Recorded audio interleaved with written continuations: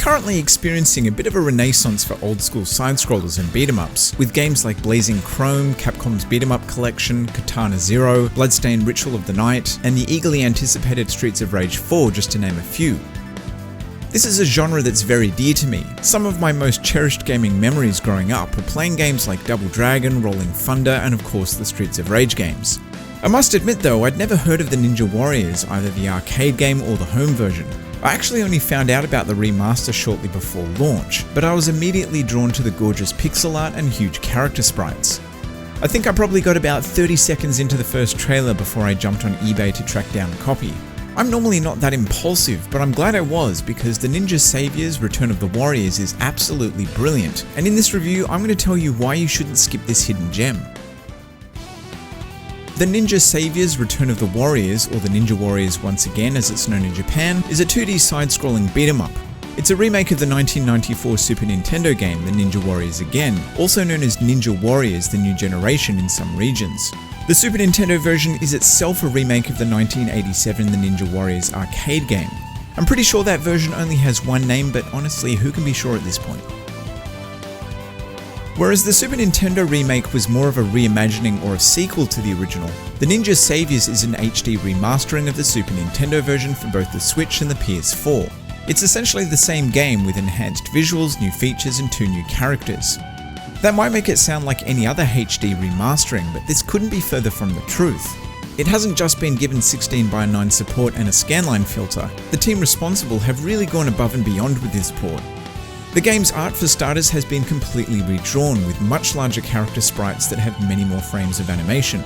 Stages are also bigger and far more elaborate. But the improvements aren't simply limited to the visual presentation. Every aspect has received some kind of attention. What's really impressive though is that it remains faithful to the source material, and that's probably because many of the original development team returned for the remastering. It's clear that this was a real labour of love, which is something that can be felt throughout this HD upgrade. From the fantastic visuals to thoughtful improvements to the game's systems and features, to an amazing retooling of the original music. Despite all of these upgrades though, it still plays like a classic old school brawler, and regardless of if you're familiar with the original or not, if you like these types of games, then you're going to love the Ninja Warrior Saviors, or whatever it's called.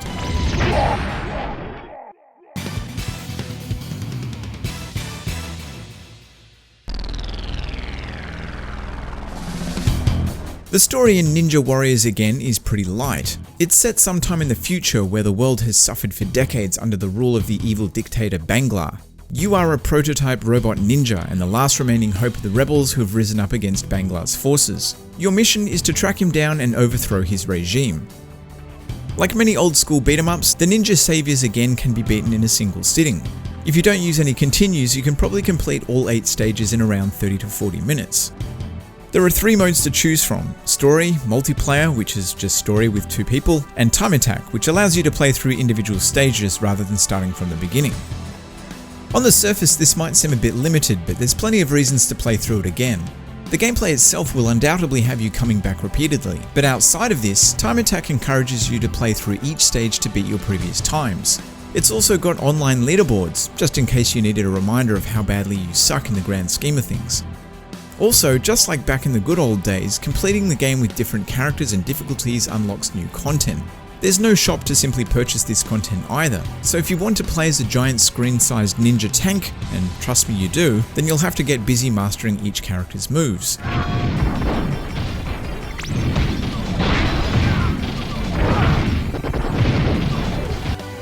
In many ways, the Warriors Again is like most other brawlers. Its combat though, despite feeling very familiar, has some key differences. Firstly, there's only a single 2D plane for movement, meaning that enemies can only come at you from the left and right, unlike the multi-plane movement systems of most other games in this genre. This also allows you to easily attack multiple enemies at once, and this is a core component of the combat. Using an enemy as a weapon or as a projectile to attack other enemies is critical for efficiently clearing a screen. Another key difference is how deep and unique the moveset, abilities, and the strengths of each character are. There are 5 characters in total, with 3 available by default, and the 2 new characters to the series needing to be unlocked. No 2 characters play the same, with each having their own attacks and mobility options. The creatively named Ninja, for example, is the powerhouse of the default 3. His throws and combos do big damage, and he can also move while holding throwable objects, which the other two can't. He doesn't have a regular jump though, and his slow speed means that your timing has to be pixel perfect, otherwise it's easy to get overwhelmed. Conversely, Kunoichi, whose name I've just butchered, is all about mobility and speed, with her ability to jump over enemies and chain moves together. Most beat-em-ups have these archetypes too, but here the differences between each character are much more pronounced, and as a result, they all feel very different to play. So much so that switching between characters can feel like having to learn the game all over again. Combat is therefore unsurprisingly deep. It requires a decent understanding of your character's capabilities, so that you can pick the most appropriate attack to deal with the current situation. Your abilities are also heavily tied into your meter, and not having enough meter will limit your options. Meter fills up automatically over time, a bit like the special meter from Streets of Rage 3. It can be used offensively, such as giving you more powerful attacks, or it can be used defensively, such as increasing mobility. While it doesn't need to be full for some moves, the most useful abilities require it to be maxed out. So for example, all characters can clear the screen with a powerful attack. This can be really effective for getting out of a pinch, but it's only available when you have full meter. The kicker is that if you get knocked down, you can lose your entire stock. Spamming the same combo over and over will again also drain your meter very quickly, so you need to be strategic about how and when you use it, otherwise you risk losing it all. The two unlockable characters are even more reliant on having a well-stocked meter. They're both very powerful and can be extremely effective, but getting knocked down while using them can be almost like a death sentence. Now, even though the combat is deep, the Once Again Warrior Saviors isn't exactly the hardest game. Once you've mastered each character, you'll be able to tear through packs of bad guys with flashy combos and relative ease. This depth does mean that there's a slightly steep learning curve though, and this brings me to one of the few complaints I have with the game. Playing it with someone else requires that you're both at a similar level of proficiency. The reason being is that you share the same health and meter. Multiplayer with someone who's never played it before, when you know what you're doing, can be kind of frustrating because when they die, you die. Constantly losing your meter also makes it near impossible to carry newbies because you're essentially trying to babysit them while also playing with a handicap. An option to search for players online would have made this less of an issue. Unfortunately, as it stands, multiplayer is limited to couch buddies only. I guess this may have been left out to keep development costs down, but playing with friends online is so much more convenient than trying to organise people in the same room. You do have unlimited continues though, so there's not really any penalty for dying repeatedly other than frustration. And on the upside, it demands a level of coordination and strategy that many other games don't. So if you do happen to be playing with someone of equal skill, it can be extremely rewarding and entertaining. All that being said though, I don't think playing with other people is required. It's just as entertaining to play with yourself. Now outside of the main modes, there isn't a lot going on. In the menus, you'll find some basic configuration options like changing the music and sound effect levels, and of course there's an obligatory scanline filter.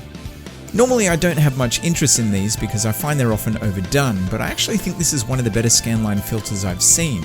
My only question with it is, what's with the level of customization? Surely 3 or 4 options would have been plenty. You can also toggle between remixed music, the Super Nintendo music, or the original arcade music if you've unlocked them of course. One thing I really like is how the moves list has been illustrated, much like what you would have found on the side of an arcade cabinet. In typical old school fashion, it doesn't tell you everything either. There are quite a few hidden moves and combos to discover, which adds to the replayability.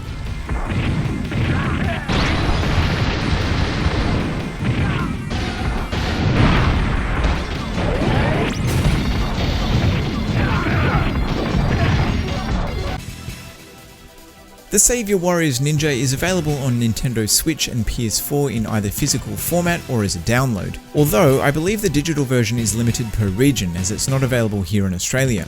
The digital version goes for something like $45 Australian based on the Hong Kong PSN pricing, which seems to be on par with disc prices on sites like eBay or PlayAsia.